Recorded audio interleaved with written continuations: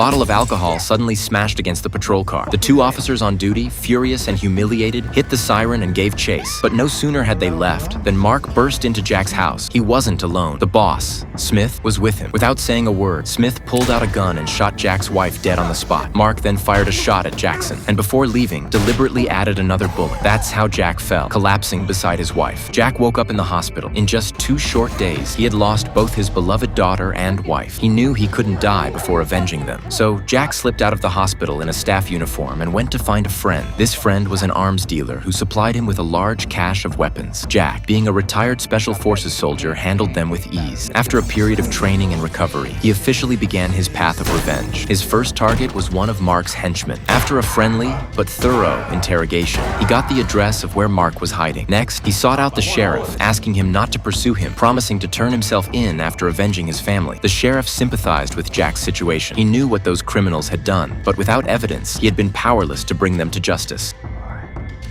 Go get this over with. Quick.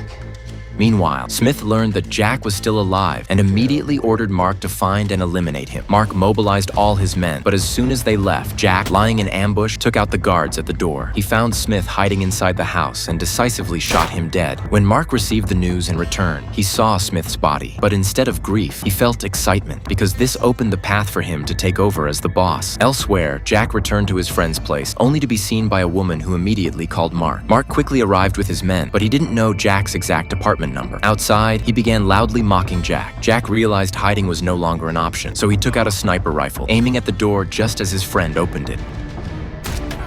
Unfortunately, the shot went wide and exposed his position. The two of them scrambled, firing as they ran, and then seized the chance to jump into a car and fight their way out of the crowd. Seeing this, Mark jumped into his own car with his thugs and gave chase. Several vehicles sped down the road in pursuit. Jack's friend called his men, including Taylor, to get ready for the coming fight. When their car arrived, they unleashed a barrage of gunfire on Mark's group. Mark had no choice but to retreat. Just when everyone thought the crisis was over, Mark suddenly stormed into a warehouse. A fierce firefight erupted immediately. Taylor proved his skill, taking down several enemies in quick succession.